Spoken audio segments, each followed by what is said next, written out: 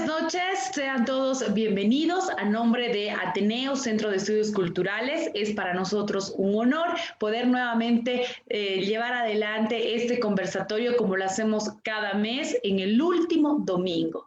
Para cerrar este mes de noviembre hemos elegido un tema que es muy difícil de hablar, que genera muchos pensamientos y que hasta puede resultar polémico. Estamos hablando de un tema que este año de pandemia, este año de muchos problemas de salud, nos ha tocado de una manera muy cercana. Estamos hablando de la muerte. Es el tema que se ha elegido para este conversatorio y para ello hemos invitado a 4 expositores que son realmente especiales, son personas magníficas con mucho conocimiento en diferentes áreas para poder hablar de la muerte desde diferentes perspectivas, para poder abrir todos nuestra mente a nuevas concepciones que se pueden hacer acerca de la muerte. Para iniciar con este conversatorio del Centro de Estudios Culturales Ateneo, quiero cederle la palabra al arquitecto Mario Moscoso para que sea él precisamente el encargado de darle la bienvenida a toda la gente que ya se empieza a conectar en nuestra página de Facebook, que nos sigue a través de las redes sociales y que va a enriquecerse muchísimo con este conversatorio. Arquitecto, buenas noches. Adelante, por favor. Buenas noches. Mil gracias a todos los que nos están escuchando en este momento y en especial a los que nos colaboran. Siempre hemos tenido la suerte de que en nuestros conversatorios las personas, los personajes de Cochabamba, entendidos en los temas que nos toca presentar, nos han colaborado ampliamente. El tema, como decía Paulita, es la muerte y es un tema que a veces llama al suspiro, al temor. Yo a algún amigo dije, vamos a hablar sobre la muerte y él se puso un poco con los ojos abiertos. Pero obviamente es un tema controversial y es un tema que necesita que participen gente de diferentes puntos de vista y que puedan darnos algunas luces. Entonces, por eso hemos pensado en la familia de nuestro entrañable amigo Wilfredo Camacho, que en representación de él seguramente, porque él ya está al otro lado de nuestra vida, va a ser Melvi, su esposa, y su hijo Huáscar, que hablarán de la parte tradicional. Y como indudablemente la muerte se pregunta, ¿y qué es la muerte? Tendremos que pensar a alguien que haga algo de filosofía, haga algo de ciencia, y hemos pensado en este caso que tendría que ser nuestro amigo Javier Jordán. Y como última fase, digamos, de la vida o comienzo de la muerte, el enterratorio. ¿Qué tipos de enterratorios hay? Desde seguramente las huacas que habían antiguamente. Siempre ha habido ceremonias grandes, las pirámides de Egipto, las pirámides del arte maya, luego, posteriormente, las criptas. Es decir, hay muchísimo que hablar de esto y pretendemos, a través de nuestros brillantes expositores, mostrar algunas perspectivas de aquel objeto. Mil gracias y agradezco a los oyentes y a nuestros participantes.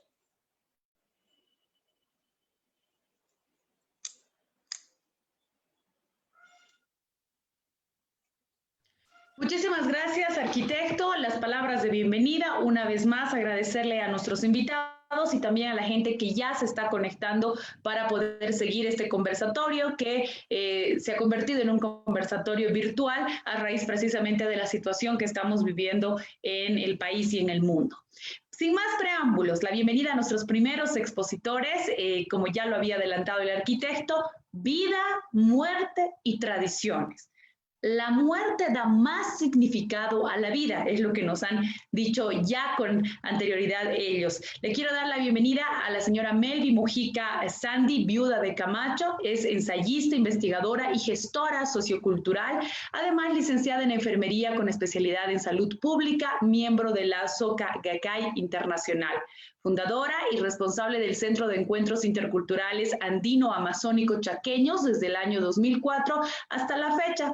es fundadora y responsable también, gestora del área de investigación sociocultural de las jornadas socioculturales que ya conocemos como la Ñaupa Mancamicuna, el Mastacu y la Huayunca, la Chaya Puyuicunaspaj y tantas otras actividades que solo buscan recuperar nuestras tradiciones.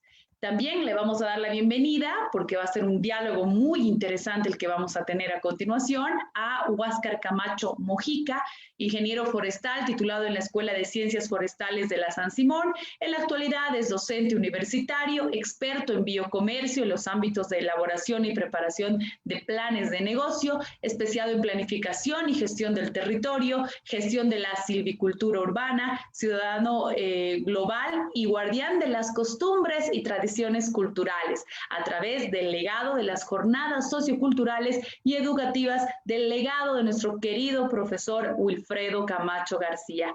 Gracias por haber aceptado esta invitación. Adelante, por favor. Buenas noches. Muy buenas noches. Los agradecidos somos nosotros, porque en un día tan especial y en un año de la misma significancia vamos a compartir con ustedes aquello que significa la muerte, un tema que seguramente es muy controversial, de mucha sensibilidad. Y esta noche yo voy a compartir con ustedes la vivencia que nos ha tocado compartir como familia, una vivencia existencial en las comunidades campesinas del Valle Alto Cochabambino. Por tanto, hemos compartido, hemos convivido el sentimiento desde la cosmovisión andina con lo que respecta a la muerte. En esta oportunidad tengo que compartir con ustedes el hecho de que la muerte para el andino nunca es el final o la terminación del ser, es la continuidad del ser dentro de la totalidad existencial y universal. En el ciclo vital andino, la muerte y la vida son estados inherentes entre sí. La muerte es considerada como parte de la vida, no es motivo de desdicha o pánico. Los muertos viven en permanente atención y relación con sus familiares y la comunidad.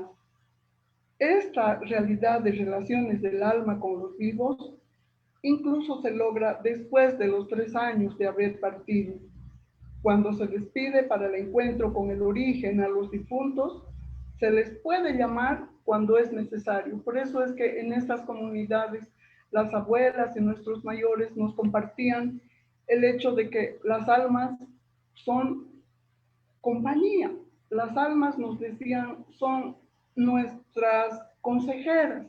De ahí es que podemos pedir orientación, consejo en aquellos momentos de necesidad, en aquellos momentos de estar pasando por situaciones que merecen tener un control más adecuado para quienes estamos todavía en este caipacha, para quienes todavía estamos con vida.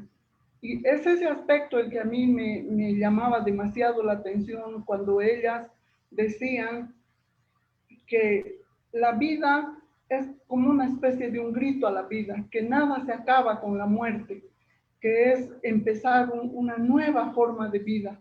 Y realmente era para mí de mucha impresión el hecho de ver con la serenidad con que ellos aceptaban la muerte, aún siendo una muerte prematura, aún siendo una muerte trágica. Ellos entendían y comprendían que llegó su tiempo, que cumplieron su misión y que nadie muere en su víspera. En ese pensamiento y en ese sentimiento de que la muerte no es algo trágico, ellos aceptan, conviven estas situaciones, y más aún, ellos eran capaces de compartirnos esos sentimientos, como por ejemplo los augurios. Ellos decían que en la víspera de que alguien tenga que morir, se podían escuchar ruidos, se podía manifestar la presencia de una sombra que identificaba a la persona que iba a partir.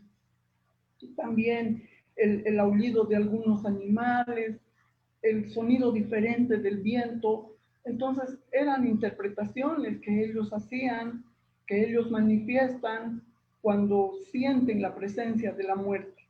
Ellos siempre manifestaban que la muerte es nuestra fiel compañera. Entonces, de esa manera, yo, Wilfredo, aprendimos a perder ese temor a la muerte con el que fuimos educados, con el que fuimos creciendo, y que para nosotros compartir en estas comunidades fortalecía nuestro espíritu, porque de esa manera nos permitían darle significado a la vida, de que tengamos una vida con misión, que tengamos una vida con sentido, que podamos ser solidarios y de esa manera practicar todo ese cúmulo de valores humanos que los códigos de la filosofía andina marcaban en el cotidiano. Entonces, cuando ellos tenían esta situación de afrontar la muerte de algún familiar muy cercano o de algún miembro de la comunidad, los momentos más importantes que ellos consideraban era el momento del velorio, porque a mí me llamaba mucho la atención cómo ellos eran capaces de abrazar al difunto y encargarle, ¿no? Les decían, por ejemplo, ay, compadres, y cuando estés allí te vas a encontrar con tu comadre, dile que por qué me ha dejado, que estoy sufriendo. O en otros casos, cuando te encuentres con mi mamá, dile que estoy bien, que he resuelto todos mis problemas. Porque lo fundamental para ellos era mantener esa relación con los que se habían adelantado. Y en estas circunstancias también otro hecho que me llamó demasiado la atención y que marcó mi vida y a partir de eso es que yo aprendí a convivir con la muerte, a darle sentido a mi vida, es que ellos precisamente en este mes de noviembre eran capaces de entrar en reciprocidad con los que se habían adelantado y por eso es que preparaban estos grandes masacus llenos de sentimiento, llenos de compartir en familia, en comunidad, porque eran formas de practicar el Aini, de ayudarse unos a otros y compartir y hacer más llevadero este duelo. Entonces, de esa manera es que ellos se aprestaban, pues, ¿no? De manera familiar, comunitaria, el preparar estos grandes y hermosos masacus para los mozohayas, en los que se representan también los niveles de su cosmovisión, como son el Hanajpacha, el Caipacha, el Ucupacha, y que en la comunidad de Tiataco tenemos la satisfacción de haber tenido el apoyo de Mario Moscoso cuando se ha construido esa hermosa Antahuahua que representa al ícono más importante de este Mastaco. Entonces, de esa manera los andinos sienten la muerte, presagian la muerte, viven la muerte con esa esperanza de que es una vida, de que ellos tienen, sienten y viven la vida eterna, porque solamente es un partir hacia otro nivel, pero que desde allí van a seguir intercediendo por los que todavía estamos sufriendo en este Caipacha. Y es eso lo que a mí me movía a querer conocer más de esta cultura, porque ellos decían, no son ellos los que necesitan de nuestras oraciones, somos nosotros los que todavía estamos en este Caipacha y necesitamos fortalecernos con la intersección de ellos hacia las deidades del Hanajpacha para que tengamos lluvia, para que tengamos mejores días. Es de esa manera que yo he crecido, he compartido estas vivencias y que de alguna manera me han fortalecido para superar el duelo por la pérdida de mi esposo, con quien compartí más de 40 años de vida, y que también todas estas situaciones llegaron a tocar el crecimiento, el sentimiento de mis hijos. Por eso ahora quiero compartir con Huáscar para que él pueda también de alguna manera expresar y compartir todo lo que a él le toca sentir, vivir, lo que es la muerte en este tiempo. Gracias. Bien, muchas gracias. Un saludo a todos los que estamos en sala y a todos los que nos están escuchando en el Facebook Live. Muchas gracias por la invitación. Yo quiero hablar un poco sobre la muerte, da mayor significado a la vida. después de mi experiencia de que he tenido al perder a mi padre, es que voy a poder comentar un poco y compartir con ustedes este sentimiento que tengo. Por eso decimos que la muerte da un mayor significado a la vida. Quiero leer esta pequeña frase para empezar esta pequeña intervención. Dice: aún pensando que con la muerte se llega al final de todo, el atravesar este umbral es motivo de ansiedad. A través de este mensaje es que yo quiero comentar que nosotros debemos dignificar la vida, tenemos que vivir al máximo cada momento de la vida que nosotros podemos tener en estos días. Yo vengo de una familia y de una formación católica, ¿no? Donde el pensamiento era de que si te portabas mal, te ibas al infierno, y si te portabas bien, te ibas al cielo. Pero sin embargo, en este momento estamos en este conversatorio para poder escuchar, observar, ver diferentes pensamientos que puede tener este misterio que tiene, que tantos ricos, pobres, han podido querer descubrir qué hay después de la muerte. Por eso esa ansiedad que a nosotros nos motiva, y a todos los que estamos en este plano de la tierra, ¿qué hay después de la muerte? ¿Será mejor? ¿Será peor? ¿Sí? Ese es el gran misterio que realmente nos reúne a todos nosotros para poder seguir debatiendo, charlando, escuchando, recordando, aprendiendo, para que nosotros podamos tener una vida digna, porque como decía, el último momento de nuestra vida va a ser que triunfemos. En ese momento va a ser en el momento cuando nosotros veamos cómo ha sido nuestra vida, si ha sido espléndida, si ha sido solitaria, si ha sido triste, alegre, porque en ese momento, en el último momento de nuestra vida, no nos vamos a acordar de cuánto dinero hemos hecho, cuántos viajes hemos hecho, sino de todas las amistades que están junto a nosotros, de cuánta alegría hemos dejado a nosotros. Por eso yo digo, nadie muere, cuerpo y alma, como se dice, cuerpo y todo. Nosotros, después de experimentar esa muerte, nosotros los vivos, todavía seguimos manteniendo viva la memoria de esas personas. Es por eso que el recuerdo, la memoria, siempre está presente de la persona que se nos ha adelantado. Es por eso que nosotros debemos darle ese sentido, cumplir con nuestra misión de vida que hemos tenido en este plano que nosotros tenemos. A veces nosotros tenemos miedo de hablar de la muerte, como decía el arquitecto. Los jóvenes, por ejemplo, en este momento están a mucha plenitud para poder vivir su vida, sin importar muchas cosas, los efectos que pueden tener desde no hacer caso a los papás, desde la parte de salud, económica, si no estamos viviendo al máximo todo nuestro esplendor. Pero nosotros debemos entender y comprender que nuestra fiel compañera es la muerte. Y la muerte no está delante de nosotros, ¿no? Sino está detrás de nosotros, y que cualquier momento nos va a sorprender, como se dice. Es por eso que hay que dignificar nuestra vida. ¿De qué sirve tener una vida larga sin un sentido de vida, sin un sentir para la comunidad? Es por eso que a partir de mi experiencia de haber perdido a mi padre, es que puedo conversar, puedo compartir ese desapego que en algún momento desde la parte académica, desde la parte católica nos han aferrado, ¿no? a ese tema de las personas, ¿no? ¿Qué pasará con la muerte? ¿Se acaba todo?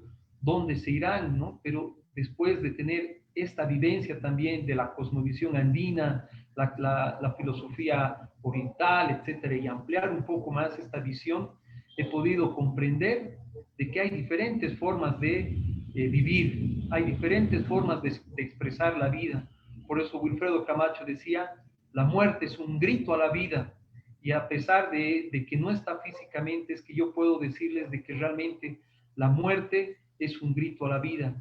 Y gracias a mi padre, a Wilfredo Camacho, es de que podemos vivir de una forma más tranquila, sabiendo que la misión de poder compartir y hacer felices a las personas, de cumplir esa misión, que cada uno sabe a qué ha venido a este plano, es que podemos dar una muerte, un significado a nuestra vida.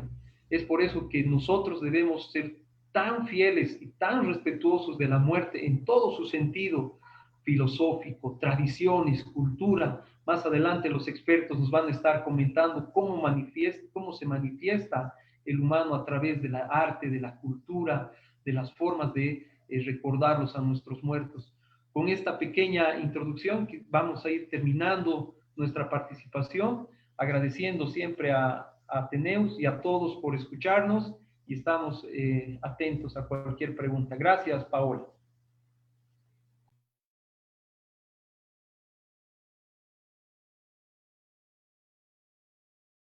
Muchísimas gracias a Melvi, a Huáscar. Es importante que la gente que nos está siguiendo sepa que a través del Facebook puede hacer las consultas que vea pertinentes para nuestros expositores.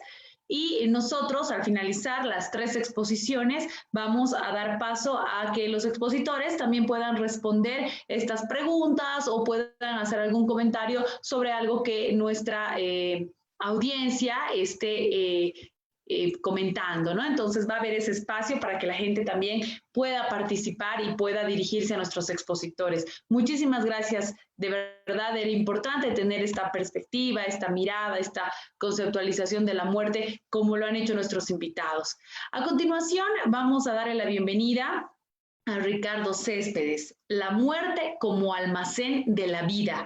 Así ha titulado su charla y yo quiero contarles un poco acerca de nuestro invitado. Es licenciado en antropología, especializado en arqueología boliviana, tiene una maestría en antropología e historia andina en el Centro Bartolomé de las Casas de la Facultad Latinoamericana de Ciencias Sociales en el Perú, especialidades en paleontología y arqueología boliviana, una experiencia muy amplia de 25 años como arqueólogo en el Instituto de Investigaciones Antropológicas y el Museo Arqueológico en la Universidad Mayor de San Simón, catedrático y profesor invitado en otras universidades, fundador de la Asociación Boliviana de Paleontología, vicepresidente de la Red Nacional de Paleontología del Ministerio de Educación. Trabajo actualmente, es el director del Museo de Historia Natural Alcides Dormini y solo para tener algunos datos, él ha tenido varias condecoraciones, la medalla Esteban Arce, que ha sido una distinción otorgada por el Consejo Municipal del Gobierno Autónomo Municipal de Cochabamba, un homenaje de la Cámara de Diputados por la dedicación y el estudio investigativo de la paleontología boliviana, además de la medalla Puma de Oro del Ministerio de Educación y Cultura en Bolivia y también la medalla al Mérito Universitario en la Universidad Mayor de San Simón. Es un gusto de verdad para nosotros contar con este profesional y amigo, además de Ateneo, Centro de Estudios Culturales. Ricardo Céspedes, ¿cómo está? Buenas noches. Gracias por participar en este conversatorio. Buenas noches a todos. Es realmente un gusto estar acá. Y muchas gracias a Ateneo por la invitación. He querido romper un poco, hacer algo novedoso, una videoconferencia sobre este tema y espero que les guste. Después de la presentación responderé con gusto sus inquietudes y sus preguntas. Gracias.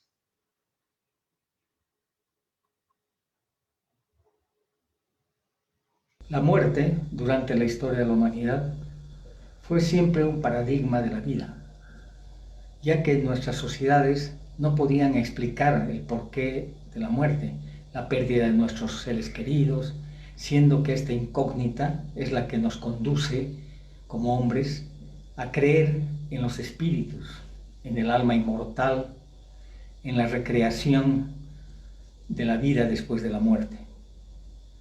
Por esta razón, como todas las culturas, estos rituales fueron muy importantes durante las culturas precolombinas andinas. Especialmente dentro del mundo andino, es que es mucho más conocida la historia de la muerte, representadas por las pérdidas de las personas, sino realmente el renacer de ellas. Un cambio de estado simbólico, una forma de simbiosis que conjunciona lo natural con lo espiritual. El hombre andino concibe la muerte como una transformación del hombre, del ser social físico, a un ser espiritual. Ellos se transformaban en hombre cerro, hombres montañas, hombres picos, nevados, que conducían el agua, fertilizando así las tierras, revitalizando los ciclos agrícolas, colosos pétreos que se encargaban de controlar el territorio de los hombres, estos gigantescos mojones que custodian los valles húmedos en los cuales los suelos se transformaban gracias a sus nutrientes, tenían buenas cosechas, fertilizando así todo lo que el hombre había producido. Con ellos podemos citar muchos, como por ejemplo el Tata Illimani, el Apu Tunari, el Tata Savaya, el Apu Porco. Eran grandes hombres de linajes importantes que murieron y adoptaron la forma del cerro. Se transformaban en verdaderos dioses dentro de la genealogía andina, quienes eran generalmente benevolentes con sus semejantes, los hombres, brindándoles abundantes cosechas, animales, etc. Siendo también en algunos momentos crueles, que con su furia podían hacer explotar grandes montañas, botando lavas y cenizas por doquier. Como también podían traer cantidades de lluvias que inundaban las tierras o arrancar los terrenos con heladas y granizos. Son estos espíritus de los antepasados transformados en cerros que permitían también la supervivencia de los clanes o linajes, los recuerdos históricos de los antiguos gobernantes, cuya tradición oral permitía conservar mediante relatos, ¿no?, todo lo que se originó en esta sociedad. Estas costumbres andinas de regalar muchas ofrendas a los ancestros pétreos contrastaban con los conceptos europeos de la muerte, que con sus aspectos macabros, sus parcas, los fantums, los carontes y los infiernos, comunes en la época medieval. Para entender mejor esta fuerte tradición de los pobladores de las tierras andinas, previamente debemos mencionar algunos temas relativos a las sociedades muy primitivas, que se relacionaban de alguna u otra manera con la muerte, y que perduran desde tempranas épocas precolombinas hasta su desmembración producto de la extirpación de las idolatrías hechas en América durante la época ibérica. Ancestrales de las chincanas, que vienen a ser cuevas o refugios profundos usados por los primeros habitantes, cazadores y recolectores de los Andes, que posteriormente fueron empleados como almacenes y usados posteriormente como grandes cementerios. El empleo de estos refugios fue una de las características más comunes durante la historia del mundo andino. Estos hombres, con culturas líticas muy desarrolladas, ocuparon también varios abrigos rocosos que resguardaban las inclemencias climáticas. Es justamente en estas paredes rocosas de las cuevas y los riscos que estos hombres precerámicos pudieron expresar mediante el arte rupestre su estado de ánimo y las inquietudes de su cultura. Fue transcurriendo el tiempo en estos pastos que alimentaban antiguamente a los numerosos rebaños de camellos salvajes, poco a poco fueron reemplazados por recuas de animales domésticos como la llama y alpaca. Y en los valles se producen extensos cultivos, surgiendo así uno de los cambios más importantes de las sociedades. Construyeron aldeas con casas de barro de planta circular, confeccionando alfarería sin decoración. A este gran cambio agrícola se lo considera como el periodo formativo y surge aproximadamente 1000 años antes de Cristo.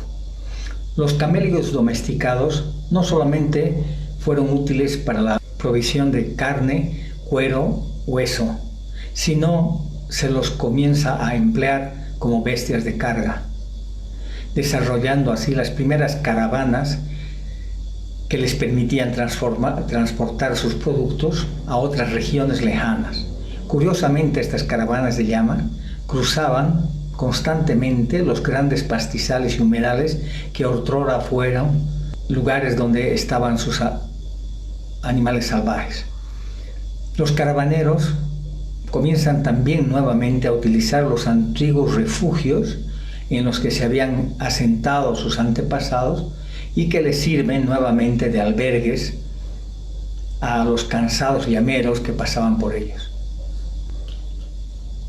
Es durante el periodo formativo que la cultura andina comenzó a enterrar a sus muertos, especialmente a los niños, en grandes cántaros que originalmente se empleaban como recipientes para almacenar los granos y otros productos importantes para la alimentación diaria.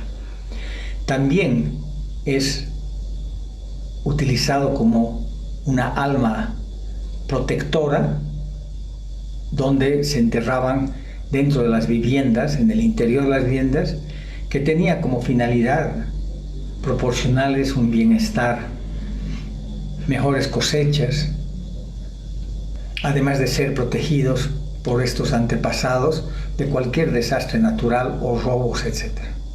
La ritualización de las antiguas cuevas y refugios rocosos no se pierde, siguen manteniéndolo los grupos especialmente de caravaneros andinos, y parece incrementarse durante esta época varios rituales hechos en estas de chincanas que originalmente habían sido ocupadas por los antepasados. Es durante el Horizonte Medio, que generalmente lo conocemos como la época de Tiahuanaco, del 350 al 1170 después de Cristo, que las cuevas, eventualmente usadas como almacenes, también fueron utilizadas como cementerios. Estos pequeños recintos de piedra que generalmente construyen dentro de las chincanas no solamente conservaban bien los granos por su ubicación, sino que también servían para preservar los cuerpos de los antepasados, y es por eso que comienzan ellos a emplearlas en estas cacachilcas o las cuevas sagradas, y que es ahí que comienza la importancia de relación entre lo que es el almacenaje y el entierro. Este ritual de entierros en riscos parece estar relacionado con las tradiciones de los achachilas y los apus, ya que están ubicados en sectores referenciales. Particularmente visibles estos mausoleos, generalmente eran confeccionados en piedra y barro, donde eran depositados los cuerpos de los antepasados muy importantes, con el objeto de que siempre se los sean visibles, ya sea en los caminos que ellos recorrían, como en los cerros más importantes. En estos ejemplos los encontramos tanto en Tacora o Pulacayo en Potosí, o Mereque y el Cerro Balcón en el Valle de Cochabamba. Mausoleos que eran ricos en ajuares funerarios. Estos entierros estaban realizados durante la época Tiahuanaco, perdurando en el tiempo hasta la época Inca. Esto correspondía a la rememoración de la genealogía ancestral. Ellos querían recordar a sus antepasados y de qué linaje venían. Por esta razón los conservaban a estos sitios como lugares realmente sagrados. Esta modalidad de entierros en barrancos y riscos fueron también empleados durante la época inca, como es el caso de Pisac o Tipón en el Cusco. Es también durante el Horizonte Medio en que las poblaciones precolombinas generalizaron los entierros dentro de sus viviendas, o dentro de los almacenes, o los silos o los depósitos, colcas o piruas. Se construyeron también mausoleos en forma de silos, hoy denominados chulpares, imitando la arquitectura de los silos de almacenaje, depósitos de carácter doméstico, donde se conservaban las cosechas, granos de maíz, tubérculos, entre otros productos, destinados individualmente a eso. Estas grandes construcciones de silos chulpas eran exclusivamente para conservar los cuerpos de los difuntos, cuyas momias eran reverenciadas y algunas veces extraídas de los sitios para ser paseadas durante las épocas de conmemoración. Estas similitudes entre la arquitectura de los silos y las estructuras prehispánicas de los chulpares podría señalar la relación entre la conservación de los productos y la intención de preservar así las momias de los grandes e importantes personas que vivieron en la comunidad. Esto se remota desde miles de años atrás hasta la época inca.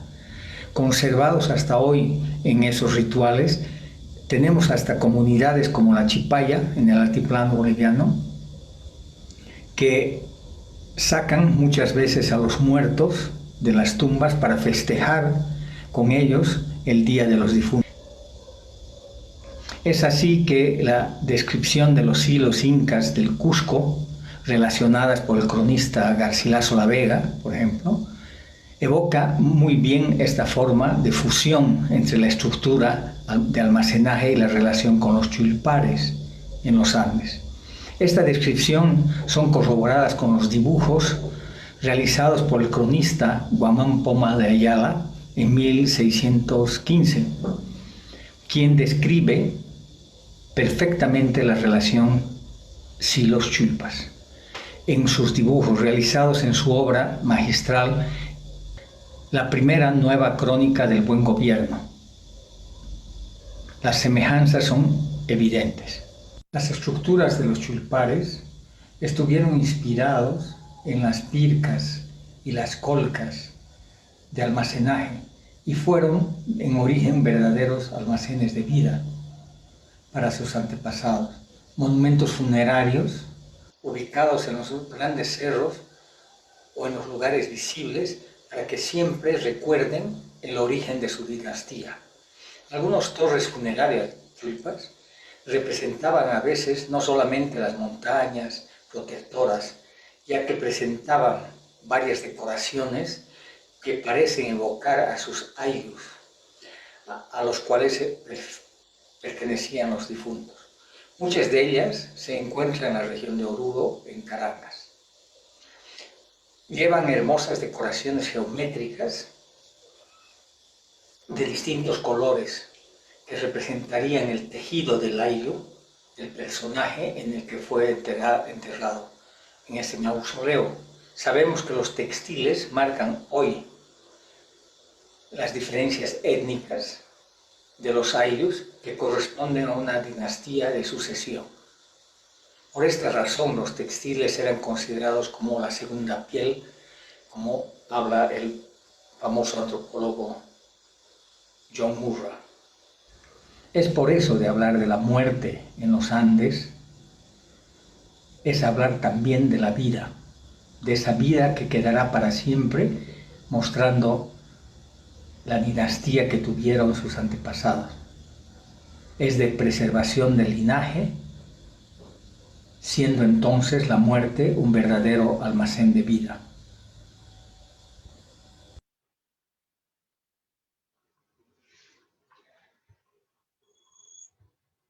No aplica, ¿qué dice? No. Aceptar.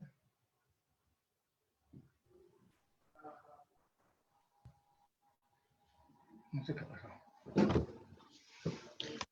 Muy bien, muchísimas gracias a nuestro invitado. Reiteramos, él ha preparado un video haciendo uso de la tecnología y de esta posibilidad para poder hacer la videoconferencia y de esa manera poder tener también la palabra de este experto. Vamos a nuestro tercer expositor, agradeciéndole mucho a Ricardo por su videoconferencia. Él está en este momento conectado, él va a estar para responder las dudas, las preguntas o los comentarios que ustedes tengan a través del Facebook. Reiterarles aquello, el Facebook en el sector de comentarios, ustedes tienen la posibilidad de hacer un comentario, de poder hacer una pregunta, una duda, una consulta a nuestros expositores. Es momento de darle la bienvenida a Javier Jordán, que va a ser el último expositor de esta noche, y primero que nada agradecerle por la predisposición para poder participar de este conversatorio. Él ha propuesto El arte y la muerte como un título para esta charla que nos va a brindar. Él es magíster Javier Jordán Arandia, es un comunicador social, licenciado por la Universidad Católica Boliviana, magíster en educación universitaria por la Universidad Mayor de San Simón. Se ha especializado en el área de estudios culturales y crítica literaria. En la actualidad es docente de la Universidad Privada Boliviana y de la Universidad Mayor de San Simón en las áreas de teorías de la comunicación, historia, estudios culturales y literatura. Es fundador del Foro Cultural de Cochabamba y del Colegio de Comunicadores de Cochabamba. Ha sido nombrado académico honorífico de la Academia de Historia Militar de Bolivia y ha representado al país en varios eventos internacionales, en Perú, en Brasil y Cuba. Su trabajo ha sido publicado en las revistas académicas Punto Cero, Avatares y Signos. Es colaborador de los suplementos culturales de Los Tiempos y Opinión y columnista del suplemento cultural La Ramona. Fue invitado a participar en el comité de selección de las 15 novelas fundamentales de Bolivia y ha publicado 4 libros: Cuando las almas se van marchando, Sobre la fiesta de Todos Santos, Yo Basura, una compilación de artículos de prensa incorrectos, Periplos y anclajes, ensayos sobre literatura y estudios culturales, y Crónicas mundialeras del Dios Redondo, en coautoría con Santiago Espinosa. Gracias, Javier, por haber aceptado esta invitación y bienvenido a Ateneo Centro de Estudios Culturales. Adelante. Muy buenas noches, Paola. En principio, muchísimas gracias a todos los organizadores del grupo Ateneo, que además tiene un hermosísimo nombre. Pues encantadísimo de estar acá compartiendo con ustedes. Y sin más preámbulo, yo les rogaría, por favor, si me pueden hacer host de la reunión para que pueda compartir con ustedes. Y ya está. Me gustaría partir para hablar de este tema que es tan polémico como fascinante. Compartir con ustedes una pintura que pertenece a el gran pintor flamenco Pieter Bruegel. Perdón. Esta pintura precisamente se llama El Triunfo de la Muerte. Bruegel la hizo cuando Europa se estaba básicamente encontrando en una situación muy similar a la que estamos viviendo nosotros, cuando una pandemia, la pandemia de la peste negra, había acabado con casi el 10% de la población europea, y pues Bruegel no podía estar al tanto, no podía estar ajeno de eso que significó para Europa una de las situaciones más dramáticas que le tocó vivir, lo que muchísimos autores de su época llamaron el fin del mundo. Si nosotros vemos la pintura, vemos que está dividida en 2 partes. Hagamos de cuenta que hacemos una línea imaginaria por acá y vamos a tener aquí abajo el triunfo de la muerte. El triunfo de la muerte aquí en la tierra, ¿no? Cuando la muerte invade todo, cuando la muerte se apodera de todo, cuando la muerte, como huestes, ¿no? Como gigantescos cruzados, está invadiendo la tierra y acabando con todo a su paso. Y más allá, en la parte de arriba, nosotros tenemos un sendero, este camino que guía nuestra mirada, pero que no nos lleva y no nos conduce a nada. ¿Qué hay más allá? ¿Qué hay después? ¿Qué nos espera probablemente después de esa anunciada muerte? El silencio, ¿no? El volcán, el fuego, el cielo ennegrecido. Básicamente la mirada de Bruegel es la mirada de una persona que no encuentra una esperanza, que no encuentra algo más, que no encuentra ni siquiera esa tradición muy cristiana, muy occidental, muy propia de la cultura occidental, que es la del cielo, ¿no? La de que alguien nos reciba más allá después de la muerte y nos permita vivir en una especie de paraíso que hemos denominado nosotros a la casa o a la mitad de Dios. Analizando en detalle este cuadro, vemos básicamente cómo la representación de la muerte son ese inacabable ejército, ¿no? Fantasmagórico, esquelético, que en sus carretones va recopilando todo a su paso, que no hay quien se salve de esa poderosa muerte, que simplemente viene y te arrasa con todo, te arrastra con todo, donde no existe la menor diferencia, porque la muerte está ahí acechando a cada paso, aún los que se han ido lejos del cuadro, aún los que están tratando de huir, la muerte debajo de la piedra lo agarra y lo atrae él, la muerte lo castiga, la muerte de alguna manera lo ahorca, lo acogota. La muerte lo ha flechado este hombre que está intentando esconderse detrás de las raíces. La muerte es básicamente la constatación de que todos los oficios, todas las personas, desde la nobleza que representa esta doncella, ¿no? El hombre de armas, el payaso, el jugador, el borracho, el músico, la poetisa, todos bailan al son de la muerte. Fíjense esta imagen de la muerte con su propio instrumento musical. La muerte está ahí. La muerte es básicamente como estos personajes que te están acarreando, que te están recogiendo, que incluso tienen su propia lámpara, como este detalle magnífico de esta pintura, que es la especie, si quieren ustedes, de la representación de una paradoja, ¿no? La muerte, oscura muerte, es la que te ilumina, pero con las palas recogen los cuerpos. Otros pescan como si fueran Cristo, ¿no?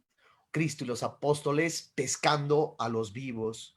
Otros te están esperando en esa balsa, en esa barca macabra, que es una alusión además a la propia iglesia. Y en particular un detalle que es fabuloso, como la muerte aquí en la carreta básicamente está con el tiempo, ¿no? Es como si estuviera contando tus minutos, como si estuviera de alguna manera la muerte esperando y aguardando tu hora.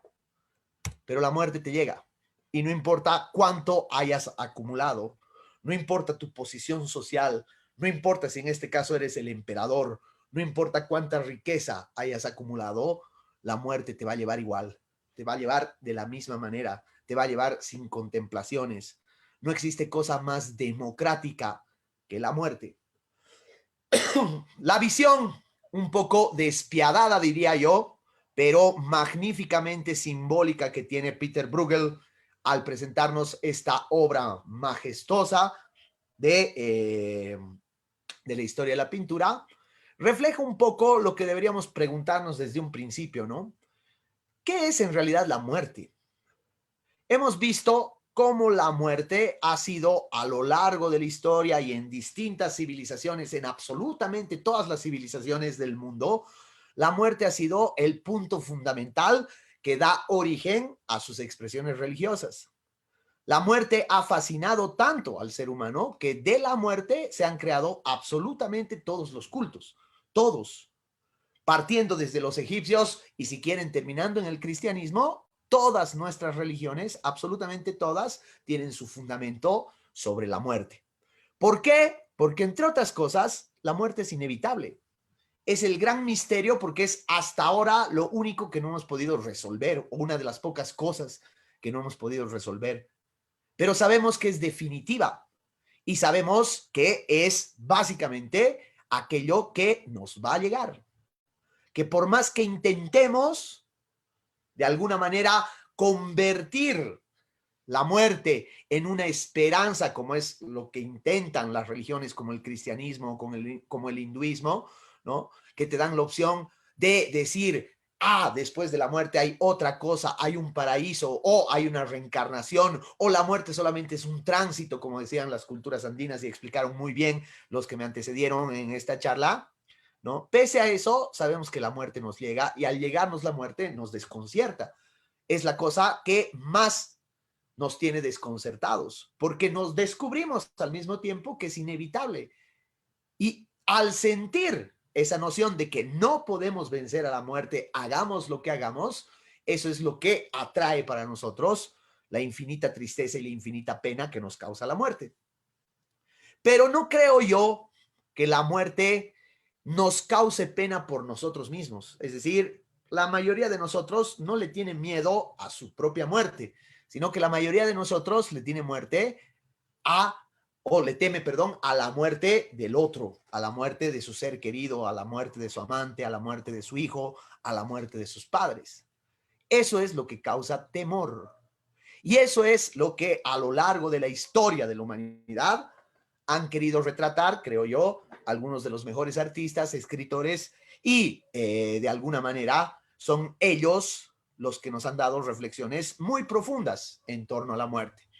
Quiero partir de una de las más antiguas que tenemos en la cultura occidental, que está planteada precisamente en la Ilíada, la obra de Homero, la inmortal obra de Homero, que más allá de los entuertos que tiene esa obra, el punto central de la narración, es decir, el eje articulador de toda la narración de la Ilíada, se encuentra en el momento cuando Aquiles, que se niega a ir a la guerra de Troya, que se niega a involucrarse en esa guerra, es informado sobre la muerte de su amante, de Patroclo.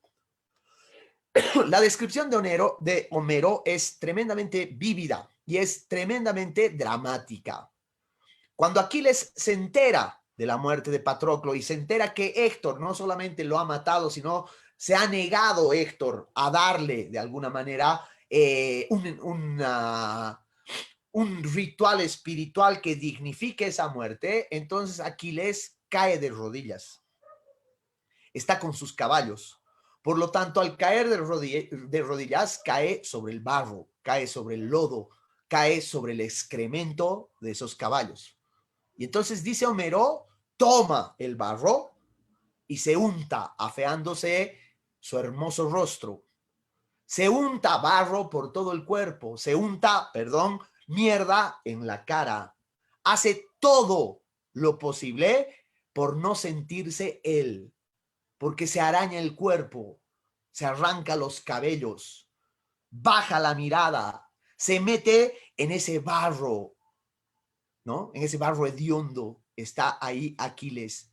Y cuando por fin levanta la cabeza, ¿no? Aquiles está en un grito que al principio no se escucha, un grito silencioso, un grito ahogado, que muchísimos años después el gran Francis Ford Coppola va a recrear un poco este grito en El Padrino 3, ¿no? Cuando el protagonista Michael Corleone presencia la muerte de su hija, es ese grito ahogado. Es un grito que no se escucha, es un grito que va a salir lento de a poco. Es como el alma que va cobrando toda su intensidad en el estómago, en el vientre, en las entrañas, y después sale en un poderoso grito. Ese grito de Aquiles es al mismo tiempo lo que a Aquiles lo deshumaniza. Porque al sentir ese dolor profundo, al estar convencido Aquiles de que la muerte de Patroclo lo ha deshumanizado, Aquiles se va a convertir en una bestia. Ese gran héroe del mundo griego, ese hombre invencible, ese gran guerrero, ese tipo admirado y querido por todos, se va a convertir en un ser vengativo, en un ser cegado por el dolor, en un ser que de alguna manera la muerte de su amante le ha causado absolutamente una necesidad de venganza tan atroz que lo va a convertir en un antihéroe. Así, la literatura, en este caso la Ilíada, nos está advirtiendo muchas cosas. Pero en todo caso, la advertencia más exquisita y más extraordinaria es que la muerte y el dolor por la muerte, ¿no?, nos deshumanizan, que es el dolor más profundo, que es el dolor que menos quisiéramos tener. Más adelante en el tiempo, si ustedes me permiten, voy a ir citando algunos autores importantes, ¿no? El pensamiento humanista del Renacimiento empieza a profundizar, si quieren ustedes, en el sentido de la humanidad, Estábamos saliendo de un periodo histórico marcado por el teocentrismo, ¿no? Donde todo estaba regido por Dios, es decir, por la iglesia. Y que por tanto todo, absolutamente todo, estaba en función al pensamiento religioso. Y por tanto a la lógica del mundo cristiano, que es una lógica de una dialéctica de la oposición, donde Dios se opone al demonio, por lo tanto, no hay posibilidad de juntar el bien y el mal. El bien es absoluto y el mal es absoluto.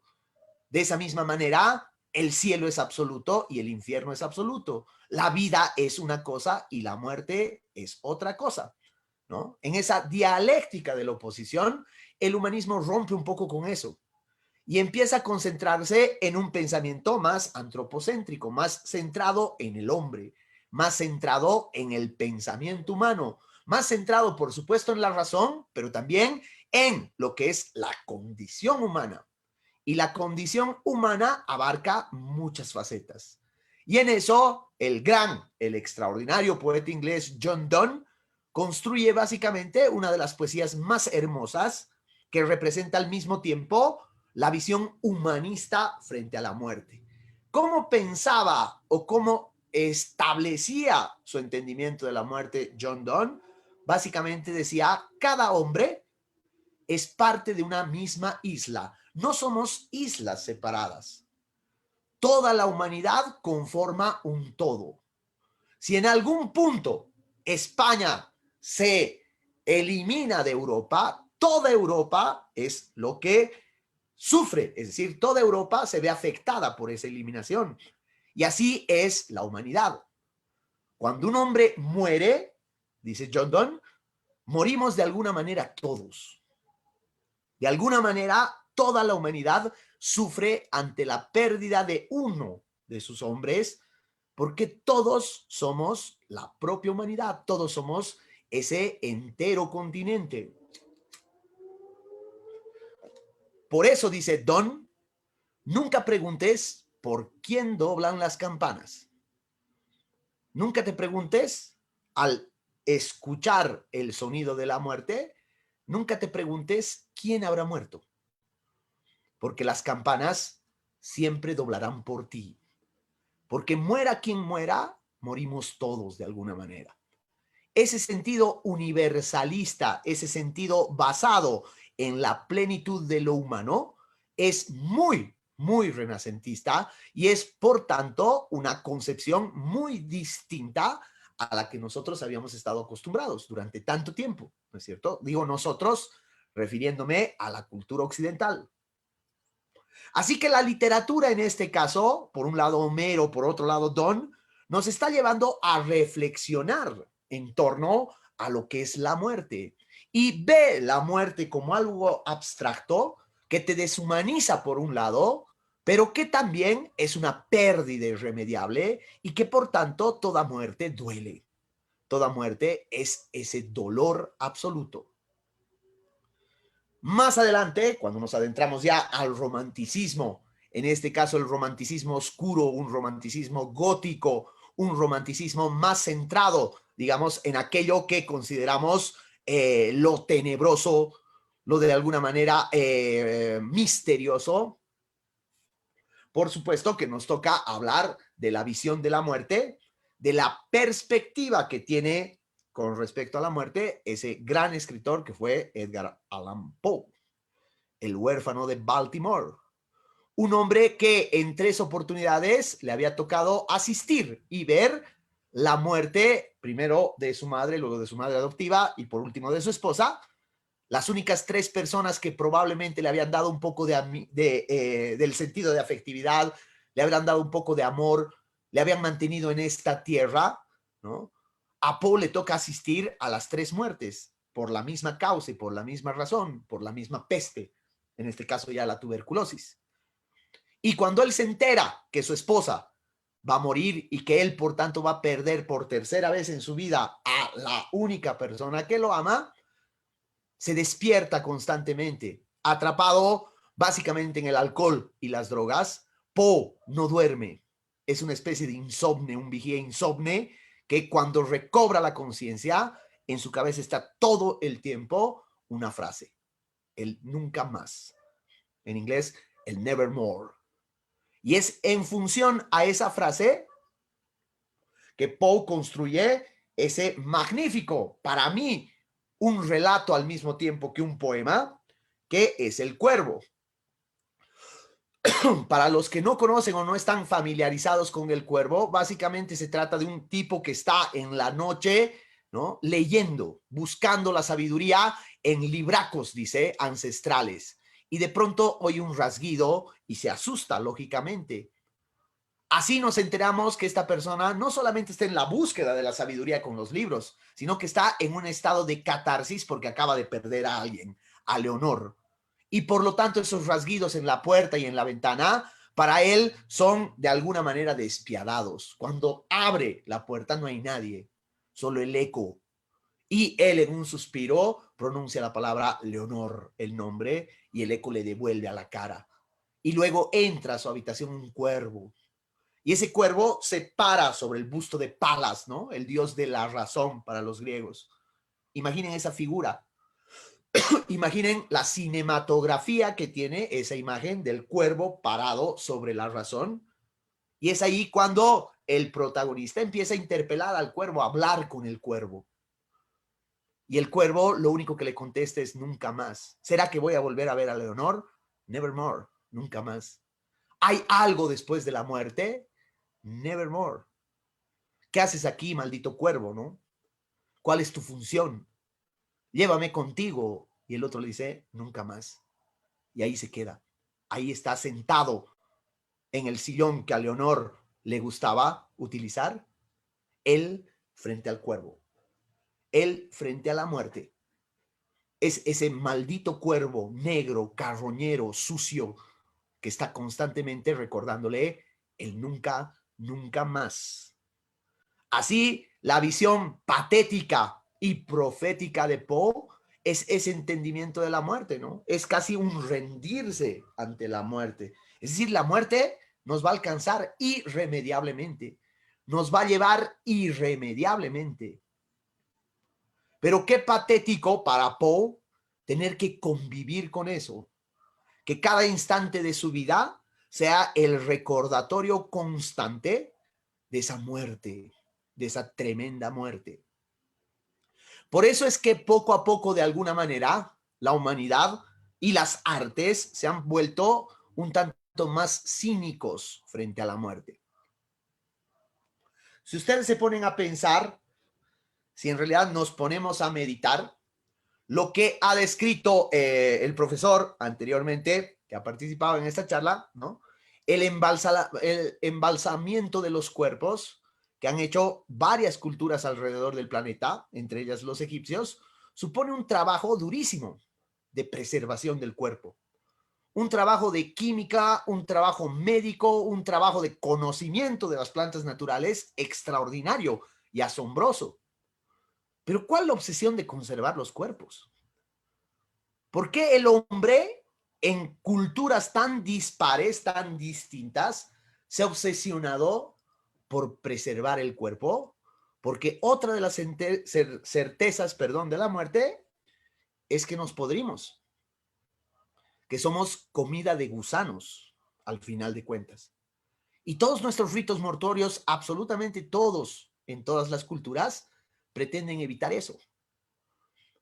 Los egipcios cuando embalsamaban sus cuerpos, el mundo occidental que entierra a sus cuerpos, los que quemaban a sus cuerpos, o el famoso, maravilloso y poético entierro vikingo que consiste en darle al cuerpo, quemarlo, pero en su balsa, ¿no?, en su barca, a la deriva, que se muera en el mar, que se muera en el río, que se muera en esa balsa como un viaje.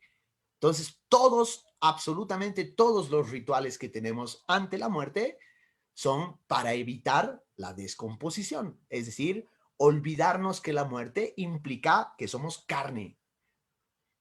Por eso, al finalizar el siglo XIX y comenzar el XX, les decía, los artistas, los escritores, se han puesto más cínicos frente a eso. Han empezado a afrontar la muerte. Baudelaire, por ejemplo, en su famosa obra La Carroña, un poema que está en Las Flores del Mal, cuando describe él con su enamorada, en una escena muy tierna, al calor de la tarde, de pronto le hace notar a su enamorada una carroña, un animal muerto.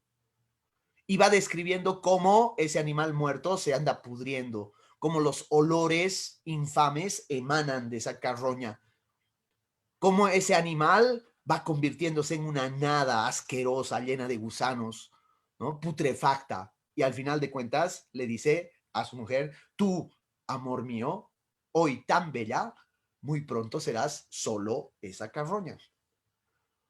Así que la muerte no tiene un solo valor ni ha existido de la misma manera siempre. La humanidad ha ido avanzando en su concepto de muerte y precisamente los temores frente a la muerte han sido representados de manera extraordinaria a través de las obras de arte. Cito acá una obra muy poco conocida de una escritora extraordinaria boliviana, que era Virginia Estensoro. Virginia Estensoro tiene un texto sublime de la literatura boliviana llamado El Oxiso, que lo compuso básicamente como un homenaje a su marido, a su pareja muerta. Pero en El Oxiso lo que hace Virginia Estensoro es imaginar qué pasa si el cuerpo, una vez que muere, no pierde la conciencia y sigue existiendo como mente. ¿Qué pasaría si de repente te entierran porque tu cuerpo ya no funciona, pero sigues pensando? Sigues teniendo conciencia de las cosas y por lo tanto sigues sintiendo. Y en un momento de esos en que el Oxiso esté en su tumba, en esa soledad infinita, en esa negra calma extraordinaria, va sintiendo cosas raras y se pregunta, ¿qué es eso? Mi cuerpo se está chorreando, ¿qué es lo que siento? Y de pronto se da cuenta y dice, los gusanos. Oh, los gusanos redondos, ¿no? Blancos, desdentados, horribles, deformes, subiéndome por todo el cuerpo, comiéndome las encías, trasladándose por todo lo que una vez fue cuerpo humano.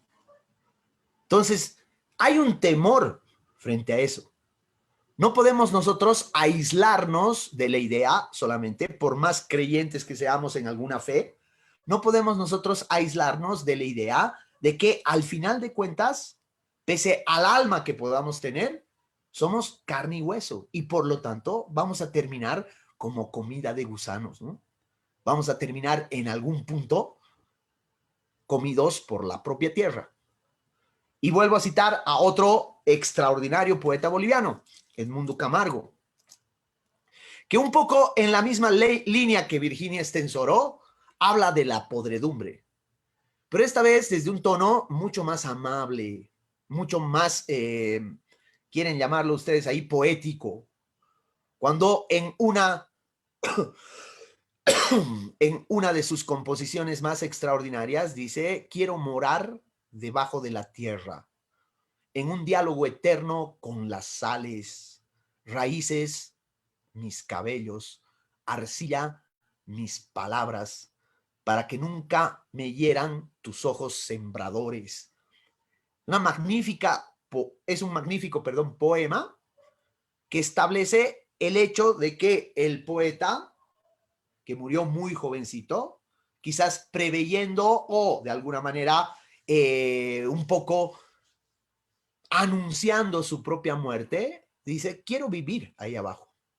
Y al vivir ahí abajo, la podredumbre de mi cuerpo va a significar en todo caso el fundirme con la tierra, el ser alimentado en que mi sangre y mis huesos se conviertan en tierra, que la tierra termine por abrazarme cuando ya no quede materia, que al ser parte de esa descomposición me sienta renacido porque soy otra cosa. Ahora formo parte de, ahora soy vida, ahora soy tierra. Y esa visión tan hermosa que tiene Camargo de su propia muerte es precisamente otra de las cosas que nosotros asumimos como una especie de idea reconfortante, ¿no? Sabemos que vamos a descomponernos y vamos a podrirnos, pero eso nos puede dar la sensación, el miedo, el terror que nos crea Virginia Estensoro o puede darnos al mismo tiempo esa otra mirada más tierna, esa otra mirada más sublime, diría yo, de Camargo, de estar convirtiéndonos y retornando a ese punto inicial. Así, las dudas que la literatura, y en particular la literatura, pero también lo ha hecho la música, también lo ha hecho la pintura, también la han hecho casi todas las formas de arte, es entender que al ser inevitable la muerte, ¿no? ¿Qué hacemos ante la vida? ¿Cómo nos conducimos en la vida? ¿Cómo nos representamos nosotros en la vida al momento en que tengamos que afrontar la muerte? Por eso hay...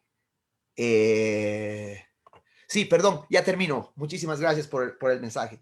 Por eso la literatura tiene básicamente una serie de tópicos literarios en los que te proponen, ¿no?, algunos autores qué es para ellos la vida, sabiendo que te vas a morir. Unos te dicen el carpe diem, ¿no? Viví con intensidad, porque igual te vas a morir. Otros te dicen, viví con cautela. Recorre un camino, recorre una distancia, haz algo con tu vida. Pero de todas las definiciones de la muerte, y con esto termino, mil disculpas por haberme extendido, solo termino con esto que es muy breve, está sin lugar a dudas una de las obras que yo he leído y que leo constantemente, que pertenece a la hermosa poesía de Jorge Luis Borges, que se llama Tríada, que dice así: el alivio que habrá sentido César en la mañana de Farsalia al pensar hoy es la batalla. El alivio que habrá sentido Carlos I al ver el alba en el cristal y pensar hoy es el día del patíbulo, del coraje y del hacha. El alivio que tú y yo sentiremos en el instante que precede a la muerte, cuando la suerte nos desate de la triste costumbre de ser alguien y del peso del universo. Probablemente en nuestro último suspiro, nuestra angustia sea infinita y pensar, esto no he podido hacer, esto no he podido alcanzar, no estoy dejando lo suficiente, no he hecho todo. Pero Borges dice, en ese punto es el alivio concreto de despedirse de este mundo y de dejar de cargar con todo lo que fuiste, con tu nombre y con tu propia vida. Eso, Paulita, a todos, muchas gracias. Gracias, Javier, a vos por estas últimas palabras que de verdad nos han, creo que nos han llegado de una manera especial. Ha sido una noche muy, muy interesante, muy importante todo lo que hemos podido escuchar de parte de cada uno de nuestros expositores. A los 4, en este caso, muchísimas gracias una vez más por ser parte de Ateneo y por participar de este conversatorio. Hay algunas preguntas. Quiero pedirle, por favor, no sé si es la señora Melvi, si es Huáscar quien tiene que contestar esta pregunta, y otras dos más. Se las digo rapidito. Dice, en nuestras costumbres, ¿por qué se coloca sandalias, peine, jarrita, huevo y otras cosas en miniatura dentro del ataúd? Y no dicen por qué te has muerto, sino dicen por qué te has ido, ¿no? Es una duda de uno de nuestros seguidores. Bueno, cuando ponen todos esos utensilios es que ellos dicen que les va a servir en el camino por el cual van a recorrer todavía, ¿no? Entonces, les sirven los zapatos, les sirve la comida, es una forma de asegurarles también su viaje. Es por eso también de que siempre vamos a estar conectados y pensando en nuestros muertos, vamos a decir, o en nuestros personas queridas que se han adelantado, amigos, ¿no? Que no le falte nada en ese transcurrir que está yendo, en ese misterio de ese transcurrir de la vida y la muerte. Entonces, que no le falte sus sandalias, que no le falte su sandía, todo lo que al muertito le gustaba. Entonces, por eso, ese sentimiento que se tiene hacia nuestro muerto o hacia nuestro difunto es eterno. Siempre estamos unidos a él, entonces no queremos que nunca le falte nada. Entonces son esos sincretismos, esa imaginación que nosotros creamos para nuestros muertos. Muy bien, muchísimas gracias. Hay otra pregunta que nos ha llegado a los mensajes de WhatsApp y no sé, dejo abierta a ver qué expositor quiere responder. Esta pregunta dice, ¿debemos pensar en la muerte o se convertirá eso en una manía?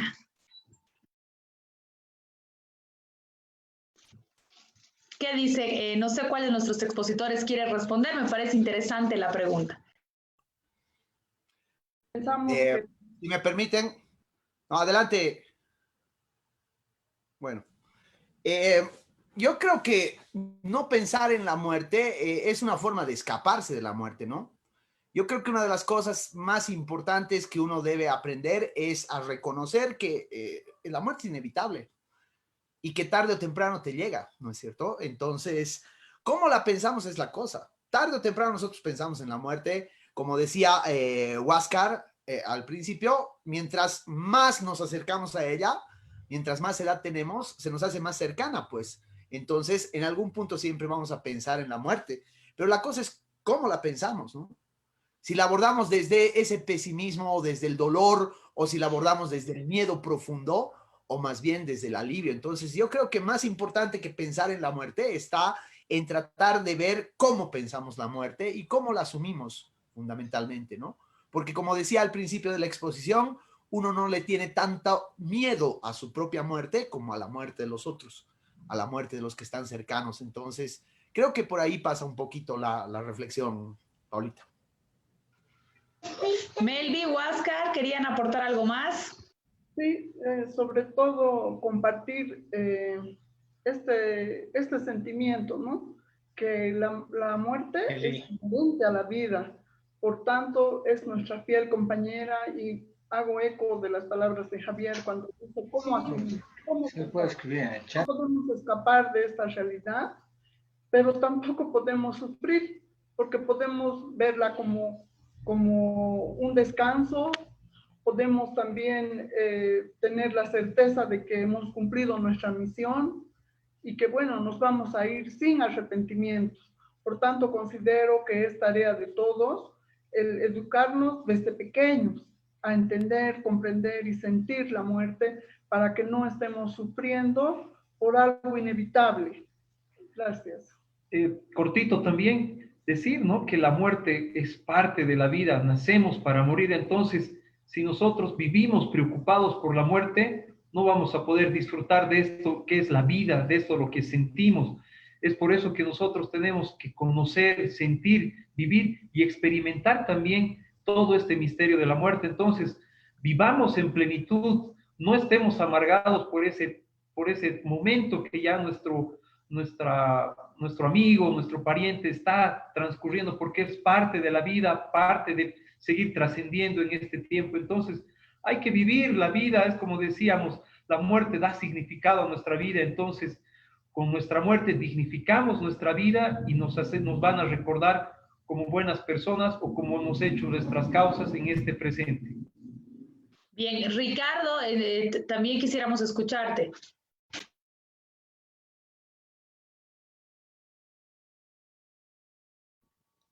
Tu micrófono, Ricardo, no está activado. Bueno, es muy importante, obviamente, si nosotros vemos un poco de arqueología, sabemos que la muerte es parte de uno. Entonces, el concepto es el que en este momento se está pensando que la muerte es algo malo, ¿no? Que es algo que si tú reiterativamente estás pensando en la muerte, es malo, pero no es cierto, ¿no? La muerte, como bien decía nuestro anterior disertante, la muerte es parte de uno. Y siempre vamos a valorar más lo que le va a pasar a tu hijo o a tu vecino que lo que te va a pasar a ti mismo. Entonces, creo que con esto de la prehistoria uno se da cuenta de que el valor de la muerte, como si no es pues solamente un entierro, sino es el recuerdo.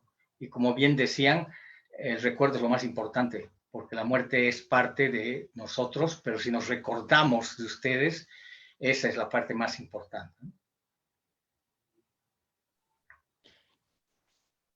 Muy bien, muchísimas gracias, le agradecemos a Ricardo. Ya estamos prácticamente para el cierre. Le voy a ceder la palabra a Roxana Neri, que está con nosotros, que es parte también del grupo y el Centro de Estudios Culturales Ateneo. Ya para ir cerrando, Roxana, contigo. Muchas gracias, muy buenas noches, Paulita, y a todos los que nos acompañan, y sobre todo el agradecimiento a nuestros expositores. Hoy vamos a tener las palabras de cierre de una persona que compone nuestro Ateneo Centro de Estudios Culturales, que es el licenciado Constantino Rojas, que nos va a dar las palabras de cierre y clausura de este evento. Constantino, si está en sala, por favor. Ahí lo tenemos. Muy buenas noches. Quiero, en principio, agradecer a Huáscar Camacho, a Melvi Mujica, pero también agradecer a Ricardo Céspedes y a Javier Jordán, que nos han permitido conocer diferentes perspectivas sobre la muerte. Recordemos que Melvi tiene una frase interesante: la muerte es nuestra fiel compañera. Y esta aseveración viene básicamente a partir de la práctica que ellos han desarrollado con la Huayunca y todos los santos, que les ha permitido conocer de cerca esta relación de la muerte y la vida. De modo que la muerte es un estado permanente de nosotros que estamos viviendo en este mundo terrenal. Y decía Melvi que nadie escapa de la muerte, pero la muerte no es algo trágico, es algo que está ligado a la vida, a la vivencia y al espacio de cada uno de nosotros, que ya después de tener muertos, nosotros tenemos la posibilidad de pedir consejos, de hacer que contribuyan en la vida terrena, en la cosecha, en el trabajo agrícola, en fin. Y que esto además está relacionado con el velorio, ¿no? Y en el velorio es precisamente cuando uno se acerca al muerto y le pide consejos, le pide una serie de recomendaciones para personas que ya están en el más allá. Interesante también el aporte de Huáscar a partir de la muerte de su padre, de Wilfredo Camacho, que ha estado precisamente muy ligado a la cultura andina, con la feria de la Ñaupamanca Micuna, la Huayunca, incluso sus protestas contra el Halloween, ¿no? Que poco a poco también se nos ha impuesto en el contexto boliviano. Pero Huáscar dice que la muerte da mayor significado a la vida y por eso debemos vivir al máximo cada momento de nuestra vida. Él, recordando a su papá, dice: la muerte es un grito a la vida. Y precisamente la muerte da significado a la vida. Nadie muere en cuerpo y alma. Seguimos manteniendo viva la memoria con aquellas personas que se nos han adelantado. Esta es una visión, diríamos, muy tradicional, ya en el contexto en el cual estamos viviendo. Por su parte, Ricardo Céspedes dice que la muerte es un almacén de la vida. La muerte es un paradigma de la vida. Hay una pérdida de nuestros seres queridos, pero que después estos seres queridos se vuelven en espíritus. Rituales que en el mundo andino diríamos que son parte de la tradición, de la vida, de los que quedamos en el terreno y que siempre estamos apelando a los muertos. Ricardo hace una rememoración de lo que implica la muerte a partir de la historia, de la fuerte tradición histórica que la muerte tiene.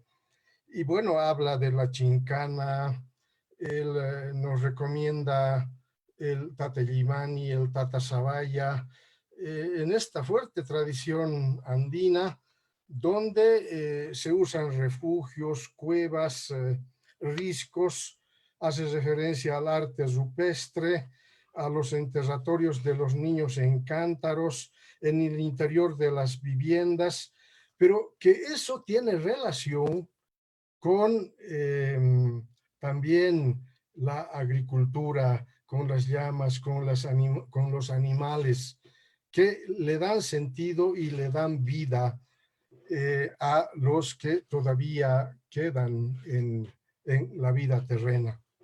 Por su parte, Javier Jordán hace referencia para su exposición inicial a una pintura de Bruegel, El triunfo de la muerte. Y él nos describe una serie de acontecimientos que se ven reflejados en esta pintura. Javier se pregunta, ¿qué hay más allá después de la muerte? Está el volcán, están el cielo, en fin, pero está el cielo. Dice Javier que la muerte es un inacabable ejército. No hay quien se salve prácticamente de la muerte. La muerte acecha a todo el mundo, la muerte castiga, la muerte agobia, la muerte es la constatación de todas las pérdidas. Javier dice, todos bailan al son de la muerte. Están ahí. La muerte es oscura muerte, la muerte es la carretera en el tiempo recuperando y aguardando su hora, la muerte te va a llevar sin contemplaciones. En fin, Javier además hace una interesante reflexión a partir de diferentes autores como la Ilíada, Allan Poe y luego también escritores bolivianos a los que cita desarrollando el sentido de la muerte. Y finalmente Javier dice la literatura, la música, la pintura, al ser inevitable la muerte, ¿cómo nos conducimos la vida en el momento de afrontar la muerte? La literatura, dice Javier, que recoge estas experiencias de la muerte y que inevitablemente tenemos que vivir pensando en la muerte. Este es un breve resumen que puedo hacer de estas interesantes exposiciones que nos han planteado Melvi, Huáscar, Ricardo y Javier Jordán. Agradecerles además por permitirme recordar algunos datos más importantes de cada una de las exposiciones. Y gracias otra vez a Huáscar, a Melvi, a Ricardo y a Javier, que nos han compartido estas tres visiones diferentes sobre la muerte. Bien, muchísimas gracias al licenciado Constantino Rojas, parte también del Centro de Estudios Culturales Ateneo. Para nuestros expositores, por favor, y ya no nos queda más tiempo en el conversatorio, pero pedirles que le den una revisada a nuestro Facebook. Hay algunos comentarios, solo para nombrar, nos han preguntado por las ñatitas, ¿no? ¿Qué pasa con las ñatitas y los favores? Algo interesante. Nos preguntan también, ¿y dónde quedan los conceptos bíblicos? ¿Qué va a pasar con la muerte y los conceptos que hay en la Biblia? ¿En qué quedan? Dice, ¿no?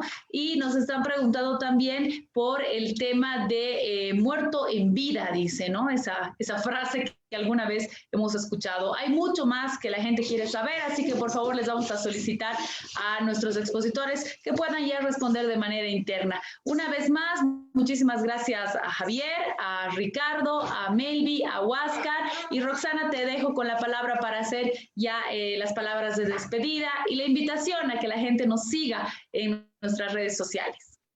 Así es, muchísimas gracias, Paulita, por tu conducción. a todos los miembros de Ateneo Centro de Estudios Culturales el excelente resumen que nos ha hecho el licenciado Constantino Rojas y por sobre todas las cosas el acompañamiento de quienes hoy han tenido el interés de poder escuchar estos puntos de vista, estos criterios, para poder sacar sus propias conclusiones acerca de algo que es inevitable en nuestra vida, que es la muerte. Diferentes visiones que con seguridad nos enriquecen el sentido crítico. Por lo tanto, estaremos atentos y esperamos la presencia de todos ustedes en el próximo conversatorio, nuevamente con algunas novedades y sorpresas como las de hoy.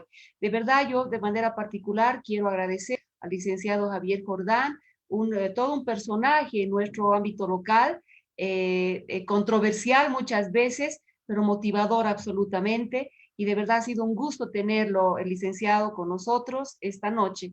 De igual manera, el licenciado Ricardo Céspedes, que es todo un personaje en el ámbito cultural, de investigación, por lo tanto, un privilegio tenerlo, licenciado. Y Melvi, Huáscar, ¿qué decir? Una familia de gran tradición cochabambina que ha dejado una huella, don Wilfredo Camacho, cuyo sendero siguen ustedes. Por lo tanto, realmente Ateneo Centro de Estudios Culturales esta noche se ha sentido privilegiado de tenerlos en este conversatorio de raíz. Agradeciendo a todos su presencia y a nombre del Centro de Estudios Culturales Ateneo, pues les damos las muy buenas noches hasta el próximo mes. Muchas gracias. Rogamos a nuestros expositores, a miembros de Ateneo, quedarse en sala, por favor, mientras despedimos el evento de hoy. Muchas gracias, Paulita. A Diego Rojas Castro agradecerle muchísimo el apoyo y el manejo técnico. Muy buenas noches.